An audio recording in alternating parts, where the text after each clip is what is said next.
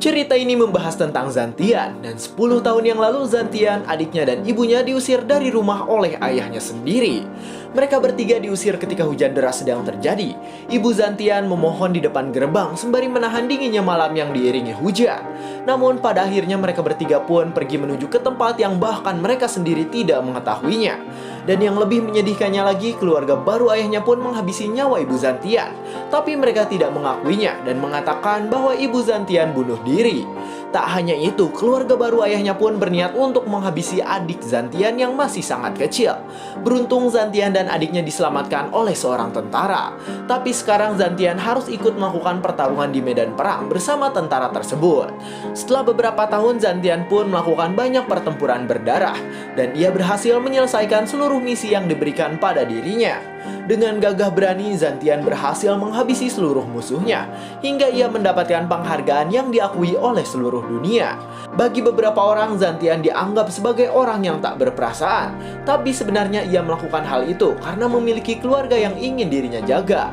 Karena kemampuan Zantian yang hebat dan mampu menghabisi banyak musuh dengan mudah, ia pun sering dijuluki God of War atau Dewa Perang karena kekuatannya yang sangat hebat. Yaps, ini adalah cerita baru dari channel kita semua guys. Jadi nanti silahkan kalian komentar cerita ini seru atau enggak. Dan oke, tanpa berbasa-basi, mari kita mulai ke pembahasannya. Cerita dimulai dengan Zantian yang mendatangi makam ibunya yang sekarang telah rusak akibat ulah dari seseorang. Di sana terlihat foto ibu Zantian di atas nisan yang sudah rusak itu. Dengan wajahnya yang cukup sedih, di sana Zantian berkata bahwa sekarang ia telah kembali dan ia sedang menemui ibunya. Dengan wajah yang sangat kesal, di sana Zantian berpikir bahwa alasan dirinya dan ibunya diusir adalah karena ayahnya mendapatkan istri baru dan menikah lagi. Zantian pun ingat ketika dirinya, adiknya dan ibunya diusir oleh ayahnya yang membingungkan tersebut. Saat Zantian sedang menunggu di luar gerbang, tiba-tiba gerbang pun dibuka. Tapi di sana yang datang bukanlah ayah Zantian, melainkan seekor anjing yang disuruh untuk mengusir mereka bertiga. Saat itu ibu Zantian menahan serangan dari anjing yang mengejar mereka, sedangkan Zantian sendiri di sana mencoba untuk menjaga adiknya. Ibunya pun di sana kesakitan, sambil menangis ia berteriak agar anak-anaknya berlari dan meninggalkan tempat bapaknya yang biadab itu. Mereka bertiga pun pergi. Di sana ibunya berkata agar anak-anaknya saling menjaga satu sama lain, karena hanya itulah yang mereka miliki. Setelah beberapa hari, ibu Zantian menghubungi Zantian. Di sana ibunya berpesan agar Zantian terus saling menjaga bersama dengan adiknya. Tapi tiba-tiba ibunya dikabarkan melakukan bunuh diri dan tewas. Tapi hal itu janggal karena di panggilan terakhir ibunya tidak menunjukkan hal-hal yang mencurigakan. Saat Zantian datang untuk melihat ibunya, ia langsung kaget karena di sana adiknya yang sedang menangis sambil melihat ibunya yang telah hancur berkeping-keping. Saat mereka masih bersedih karena kepergian ibunya, tiba-tiba di sana ada seorang lelaki yang berusaha untuk menghabisi adik Zantian. Beruntung di sana ada orang misterius yang membantu mereka, dan orang itu berhasil mengalahkan orang yang tadi akan menyerang adiknya Zantian.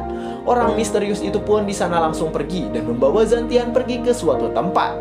10 tahun kemudian setelah kejadian itu, banyak pertempuran besar yang terjadi, dan di sana pasukan Cina banyak dirugikan karena tank musuh berhasil memporak-porandakan tempatnya. Namun saat pasukan Cina mulai kehilangan semangat dan lemah, tiba-tiba ada seorang pemuda yang menyerang markas musuh sendirian. Orang itu adalah Zantian. Di sana Zantian membabat habis seluruh musuhnya tanpa keraguan sedikit pun. Karena kekuatannya dan kemampuannya yang sangat hebat, Zantian pun sering dijuluki God of War, dan sekarang ia didewakan oleh orang lain. Sambil menatap musuh-musuhnya yang telah hancur, di sana Zantian berkata bahwa mungkin sekarang tidak ada musuh yang selamat setelah bertempur dengan dirinya. Meskipun begitu, Zantian tidak terlalu terkenal dan sekarang ia sedang kembali ke kampung halamannya. Di sana ia mengatakan bahwa sekarang ia akan menjadi raja dan akan membuat setiap orang di sana bersujud pada dirinya. Saat Zantian sedang melihat-lihat makam ibunda tercintanya, tiba-tiba di sana ada sekelompok orang yang datang. Orang-orang itu berkata bahwa sekarang mereka diperintahkan oleh seseorang untuk menghancurkan dan mencoret-coret nisan ibunda dari Zantian.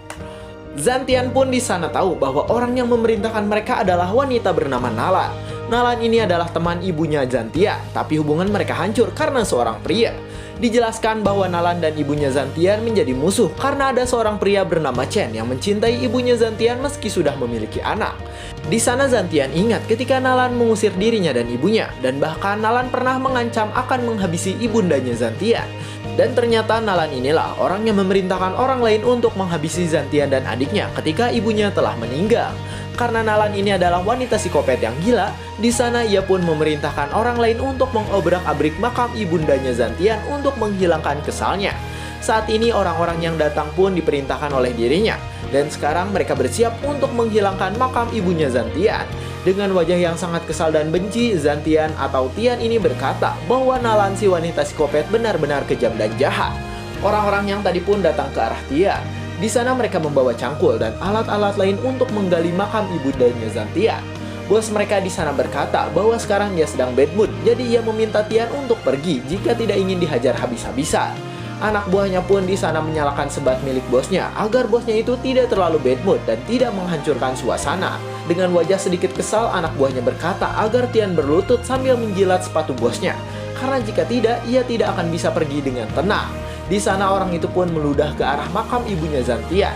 Di sana ia berkata bahwa makam itu benar-benar seperti sampah.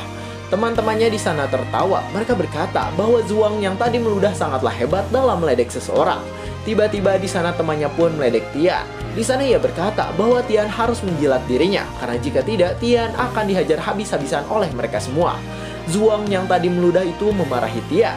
Di sana ia berkata mengapa Tian menatapnya dengan tatapan yang membuatnya kesal. Sambil mendekat ke arah makam itu, di sana Zhuang berkata bahwa sekarang ia akan mengeluarkan teknik muntah untuk membuat makamnya semakin kotor. Tiba-tiba di sana Zhuang terkejut karena di sana ada sebuah tangan yang bersiap untuk mencengkram batok miliknya dengan kuat. Zantian pun di sana mengangkat tubuh Zhuang ke atas dengan sangat mudah. Dengan cepat Zantian langsung membabetkan tubuh Zhuang ke tanah dengan sangat kencang sehingga membuat Zhuang sangat kesakitan. Para teman Zhuang yang melihat hal itu langsung ketakutan. Lalu tiba-tiba di sana Tian berkata agar mereka semua berlutut dan menjilati kakinya hingga bersih. Di sana mereka semua hanya bisa terdiam.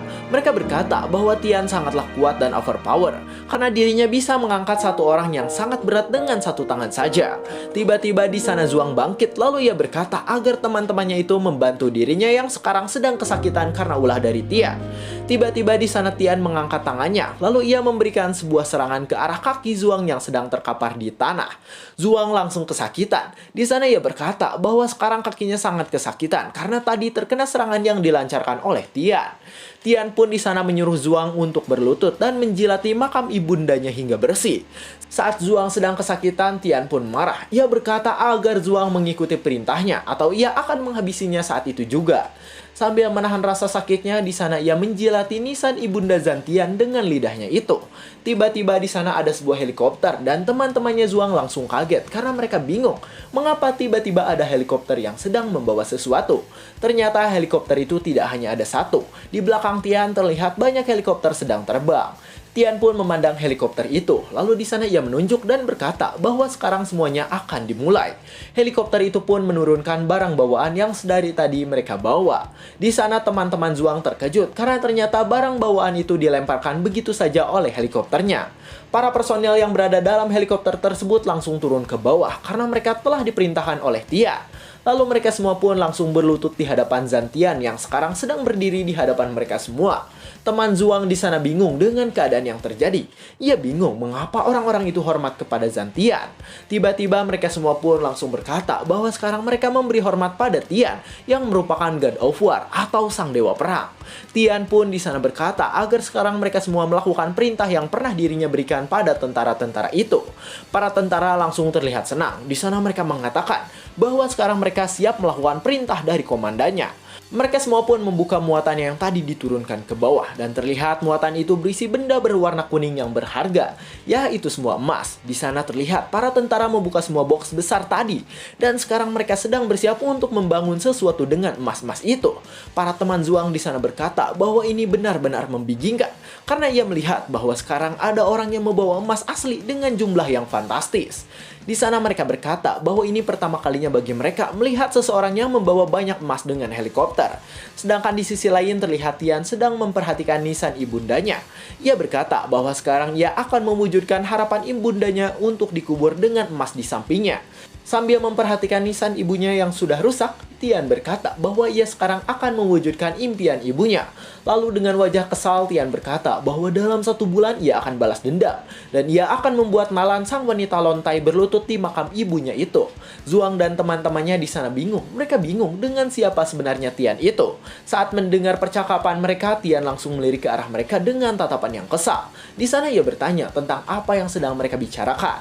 Mereka pun langsung menjawab bahwa mereka tidak mengatakan apa-apa dan mereka meminta Tian untuk melupakannya saja.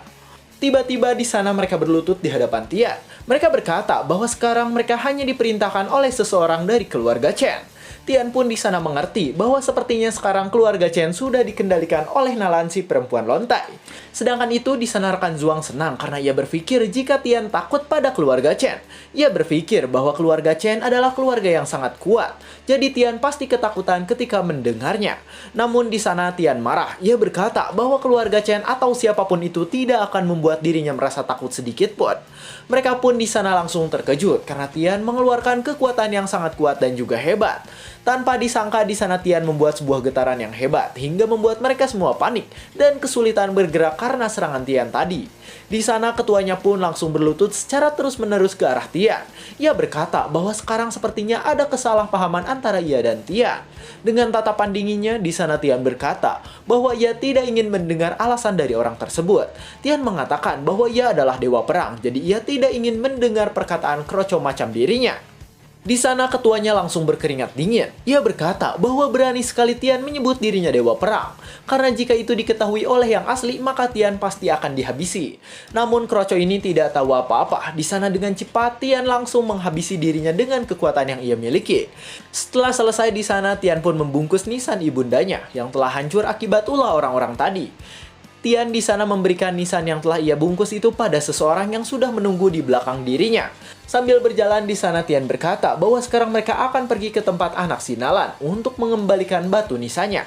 Cerita pun berganti di sebuah gedung hotel yang berada di daerah Dago, perempatan Uzbekistan. Di sana terlihat sebuah mobil berhenti dan di depan pintu gerbang hotel yang sedang dijaga oleh 2 orang laki-laki. Orang yang turun dari mobil itu ternyata Tian. Di sana Tian ingat bahwa hotel itu dulunya adalah rumah dari ibunya. Tiba-tiba di sana bawahan Tian datang. Di sana orang itu bernama Teng. Teng berkata bahwa sebaiknya Tian beristirahat dan menyuruh anak buahnya saja untuk melakukan balas dendam. Tapi di sana Tian tidak mendengarkannya. Tian berkata agar Teng pergi karena sekarang ia ingin menemui musuhnya saja. Sambil membawa nisan badak di belakang punggungnya, Tian pun di sana langsung berjalan masuk ke dalam gedung hotel tersebut. Para wanita yang ada di sana langsung terpesona dengan wajah Tian. Di sana mereka berkata bahwa Tian sangatlah menarik karena ia memiliki aura yang kuat. Tapi tiba-tiba di sana Tian menjatuhkan nisan yang berat itu di atas salah satu meja yang berada di sana. Tian pun di sana duduk, lalu ia mengambil segelas amer yang sekarang ia pegang di lengan kanannya. Wanita-wanita yang ada di sana langsung senang. Di sana mereka berkata bahwa Tian adalah salah satu pemuda yang sangat tampan. Tian pun di sana melihat ke arah penjaga yang tiba-tiba masuk ke dalam gedung hotel bersama gerombolannya. Ketua penjaga itu bernama Wang Shi. Wang Shi pun di sana melirik ke arah Tian dengan tatapan yang sangat dingin dan sedikit kesal. Lalu di sana Wang Shi mendatangi Tian. Ia berkata bahwa Tian harus mendaftar untuk masuk ke dalam gedung hotel tersebut dan tidak asal masuk begitu saja. Di sana Wang Shi meminta Tian untuk menunjukkan undangannya karena sekarang yang akan masuk hanyalah tamu undangan untuk tamu-tamu spesial saja. Wang Shi pun di sana melihat nisan yang dibungkus oleh kain. Di sana Wang Shi berkata bahwa itu harus dibuka, tapi Tian di sana berkata bahwa itu tidak boleh dibuka. Dengan tatapan manisnya, Tian berkata agar Nalan, si wanita lontai yang mengambil hadiah tersebut. Tian di sana langsung memegang tangan Wang Shi dengan sumpitnya. Wang Shi yang melihat hal itu langsung berkata bahwa Tian kurang ajar. Ia mengatakan agar Tian membuka hadiahnya karena jika tidak ia akan melakukan tindak kekerasan. Tapi tiba-tiba di sana Wang Shi berkata agar dirinya dilepaskan dari cengkraman Tian yang sangat kuat tersebut. Wang Shi di sana berkeringat dingin. Ia berpikir bahwa dirinya sangatlah kuat hingga bisa meninju batu, tapi sekarang dirinya malah ditahan oleh sebuah sumpit oleh Tian. Tian pun di sana melepaskan cengkraman sumpitnya dan hal itu langsung membuat para penjaga dan Wang Shi langsung terkejut. Wang Shi pun di sana oleng ketika tangannya telah dilepaskan oleh Tian, dan itu membuat Wang Shi terdorong ke belakang dan menghancurkan sebuah meja. Bahkan yang lebih memalukan lagi di sana Wang Shi terkena amer sehingga dirinya kotor dan sekarang bau amer di seluruh tubuhnya. Tian dengan wajah santuinya langsung menggerakkan sumpitnya, sedangkan di atas dirinya terlihat dua orang sedang memperhatikan Tian. Terlihat orang yang memperhatikan Tian adalah tuan muda kedua dari keluarga Chen, dan nama dia adalah Chen Hiting atau Hiting. Di sana Hiting bertanya pada kakek tua di belakangnya. Ia bertanya tentang keberadaan Tian saat ini. Lalu kakek tua yang bernama Mogan itu pun berkata bahwa Tian sangatlah kuat, karena ia berhasil mengalahkan anak buahnya hanya dengan satu gerakan saja. Hiting pun di sana berkata bahwa selama ini banyak orang yang balas dendam atas keluarganya. Tapi pada akhirnya orang yang mencoba balas dendam pada keluarga Chen akan menjadi mayat dan dibuang ke laut. Wang Shi pun di sana berkata agar para anak buahnya tidak meneluk dirinya saja. Ia memerintahkan anak buahnya untuk menghabisi Tian saat itu juga. Para anak buah Wang Shi pun di sana langsung mendatangi Tian yang sekarang sedang diam dan duduk di sebuah meja yang ada di dalam gedung hotel tersebut. Tapi tiba-tiba di sana ada seorang wanita yang merupakan manajer humas datang. Di sana wanita itu bernama Xuan Wei dan ia memerintahkan para penjaganya untuk berhenti. Wang Shi yang melihat wanita tersebut langsung bertingkah baik. Di sana ia menyapa manajernya tersebut dengan sangat sopan dan baik. Xuan Wei pun di sana mendekat ke arah Tian. Di sana Xuan Wei memperkenalkan dirinya. Xuan Wei di sana mengajak Tian untuk makan dan minum bersama. Dengan wajah cantik bengisnya, Xuan Wei berpikir bahwa sekarang dirinya harus menjauhkan Tian agar pertemuan yang akan terjadi nanti bisa dilaksanakan dengan baik. Xuan Wei pun di sana terus mendekat ke arah Tian. Xuan Wei di sana berpikir bahwa sekarang ia harus melihat hadiah yang dibawa oleh Tian karena ditakutkan Tian membawa hal yang buruk. Tian pun di sana langsung mengetahui akal bulu Xuan Wei. Di sana Tian mengatakan bahwa Xuan Wei tidak pantas untuk mengetahui tentang apa yang ia bawa itu. Xuan Wei pun di sana kesal karena tadi Tian mendorong dirinya dengan cukup kencang sehingga ia hampir terjatuh. Saat suasana sedang santuy, tiba-tiba di sana muncul seseorang dengan sombong. Di sana orang itu berkata bahwa berani sekali Tian mengganggu Xuan Wei. Terlihat orang itu bernama Zhou dan ia adalah salah satu pemegang saham terbesar hotel yang berada di dago tersebut. Di sana Zhou langsung menampar Wang Shi yang ia anggap tidak becus ketika menjadi seorang kepala penjaga keamanan. Wang Shi pun di sana kesakitan. Sambil memegang pipinya yang tadi ditampar oleh Zhou, Wang Shi berkata bahwa ia minta maaf karena kesalahan yang telah ia lakukan. Zhou pun di sana mendatangi Xuan Wei. Di sana ia bertanya apakah Xuan Wei baik-baik saja ketika sudah didorong oleh Tian. Xuan Wei pun di sana cirembai. Lalu dengan wajah manisnya ia berkata bahwa Tian telah menyakitinya dan membuat dirinya ketakutan. Zhao yang melihat ekspresi Xuan Wei seperti itu malah mengeluarkan air liur dan terlihat senang dengan keadaan Xuan Wei. Tapi tiba-tiba di sana Zhao memarahi Tian. Di sana ia berkata agar Tian berlutut dan meminta maaf kepada Xuan Wei, karena jika tidak maka ia akan menghabisinya. Tian di sana tidak mendengarkannya. Terlihat saat ini Tian sedang mengingat masa lalunya ketika ia masih tinggal di sana dengan ibunya. Tian ingat ketika ia sedang bermain dengan adiknya, sedangkan ibunya menyuruh mereka berdua untuk makan ketika hidangannya telah siap. Zhao yang melihat Tian diam saja di sana bingung. Ia bingung karena dari tadi Tian malah diam dan menatap ke arah yang tidak jelas. Dengan wajah kesalnya, Zhao berkata bahwa berani sekali Tian mengabaikan perkataannya. Ia pun di sana mengatakan bahwa sekarang Tian akan ia beri pelajaran. Dengan wajah bengisnya di sana Zhao memerintahkan Wang Shi yang merupakan penjaga keamanan di sana untuk membereskan Tian. Wang Shi dan anak buahnya di sana bergerak, lalu mereka semua bersiap untuk menghajar Zhan Tian yang sekarang ada di hadapan mereka itu. Orang-orang yang berada di sana merasa senang. Di sana mereka senang karena akan ada pertarungan yang membuat acaranya menjadi seru. Sedangkan Tian sendiri di sana santuy saja, walaupun banyak penjaga yang sekarang sudah datang ke arah dirinya. Tian mengabaikan para penjaga yang datang, lalu di sana ia melanjutkan minum amer yang telah disediakan di setiap meja makan. Wang Shi di sana tersenyum layaknya psikopat. Lalu ia mengumpulkan kekuatannya agar bisa menghantam bebenguk milik Tian yang sekarang ada di hadapannya itu. Sedangkan Zhao sendiri di sana terlihat mengajak Xuan Wei pergi. Ia mengatakan bahwa sekarang akan ada tontonan yang mengerikan, jadi ia tidak ingin Xuan Wei melihatnya. Tian sendiri di sana terlihat santuy saja ketika pentungan milik Wang Shi akan datang ke arah dirinya. Saat pentungannya semakin dekat, di sana Tian langsung menatap pentungan itu dengan tatapan yang sangat sinis dan tajam. Tian di sana langsung mengambil nisan yang telah ia bungkus dengan kain. Lalu dengan cepat Tian langsung menggeprakkan tanah yang berada di sana menggunakan nisan yang dibungkus oleh kain tersebut. Tanpa disangka di sana Tian membuat sebuah getaran yang hebat dan membuat tanah yang berada di sana terguncang. Wang Shi yang terkena serangan Tian langsung terjatuh. Di sana ia kesakitan karena ternyata kekuatan Tian berhasil membuat dirinya tumbang dengan begitu mudah. Para penjaga pun di sana terkena efek serangan yang tadi dilancarkan oleh Tian. Di sana mereka semua kesakitan karena serangan Tian tadi memiliki damage yang tidak ngotak. Tian sendiri di sana langsung menatap ke arah orang-orang yang ada di sana. Di sana Tian memperhatikan bahwa di sana ada orang yang terdiam dan ada juga orang yang terkejut. Beberapa wanita yang melihat Tian di sana merasa senang. Mereka berkata bahwa Tian sangatlah kuat sehingga bisa bisa membuat serangan seperti itu. Sedangkan di atas terlihat tuan muda dari keluarga Chen mengkhawatirkan keadaan tersebut. Di sana ia bertanya pada si kakek tua tentang keberadaan Tian saat ini. Si kakek tua pun di sana menatap dengan tajam. Ia berkata bahwa Tian masihlah lemah dan ia bisa mengalahkan Tian dengan 3 serangan saja. Tuan muda itu pun langsung santuy kembali karena ia tenang dengan ucapan si kakek yang bisa mengalahkan Tian dengan 3 serangan. Dan cerita pun bersambung. Anjay, kakeknya sombong ya guys, katanya bisa ngalahin Tian dengan 3 serangan aja. Bisa gak? Menurut kalian coba komen di bawah. Itu kakeknya bakal menang atau hancur bebatoknya? Oke, menurut kalian gimana cerita manhwa kali ini? Ini ceritanya manhwa sih, atau komik buatan Cina. Jadi mungkin agak beda dengan yang kita bahas selama ini. Menurut kalian gimana? Seru atau tidak? Coba tulis juga di kolom komentar pendapat kalian. Apakah manhwa ini layak dilanjut atau tidak? Coba tulis di komentar pendapatnya masing-masing. Dan untuk pelajaran yang bisa diambil dari cerita kali ini ialah agar kita tidak mengganggu orang lain. Karena kita tidak tahu siapa orang tersebut. Jadi bersikap baiklah, karena kalau kita berhadapan dengan orang yang salah, maka bersiaplah pala kalian terkena hantam oleh orang tersebut. Saya 100 Alur Cerita, jangan lupa like, comment, subscribe, dan share ke teman-temannya. Terima kasih telah menonton sampai akhir dan sampai jumpa di kesempatan berikutnya.